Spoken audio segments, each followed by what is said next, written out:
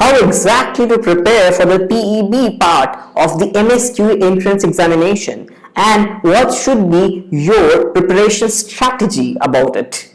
Think of the PEB questions as composite questions. Essentially, they are a lot of objective questions clubbed to make a subjective question, because generally ISI does it in that way only, and for that matter any exam body, they treat the subjective questions as a composite of objective questions, and they sometimes do it the other way around. They pick up a subjective question and change it to objective questions. So you must understand this. But the thing is, there are exceptions to this rule. There are questions which are standalone objective questions which cannot be made into a subjective one, and there are questions which are standalone subjective questions which cannot be made into an objective one. So how do you do well in this type of situation? ISI itself is giving you hints.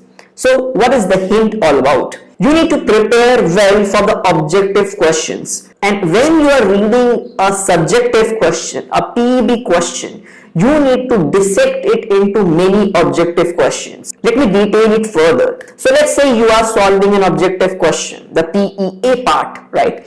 A question will just be a standalone question mostly. So you have to modify that standalone question, add few information and try to ask yourself, can I find something else from these information which I have supplied to the question? Can I solve this question in 2-3 multiple ways? And can I make this into a full-blown subjective PEB question? Now, when you do this, you will automatically find out what is required to do well in PEB and how to prepare for it. And I remember that when I was preparing for my engineering entrances, this is what I was told to do in my coaching institute, and it paid off really well. That when you try to make questions on your own rather than finding them, you learn about the concepts better. And this is just a part of the preparation. Another part of the preparation is knowing how to answer these PEB questions. Even if you know what is the solution and what is the answer, you need to know how to present yourself. So the key things over here is, don't jump logical steps. ISI is going to penalize you on that. And do not write essays when you're just meant to show all the steps which are required, right? So try to understand what are the assumptions which you're making and state them clearly.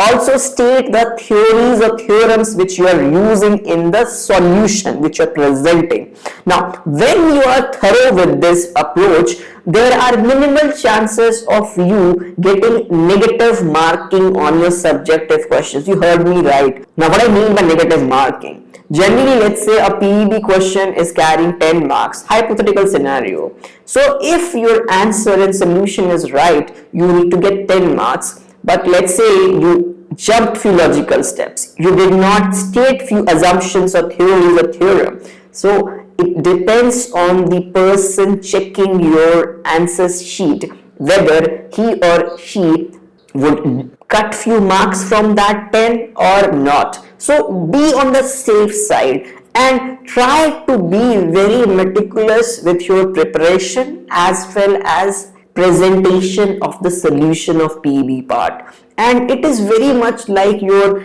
school exam preparation, right? Remember your class 9, 10, 11, 12 exam preparation? You had to have a certain way of answering those questions. Those questions might not have the same level of difficulty as an MSQE entrance PEB question, but the idea and approach remains the same. The only thing is that you need to be very meticulous and always try to find out how can I modify any question which you are solving, and in that way you will have a greater depth of the concept.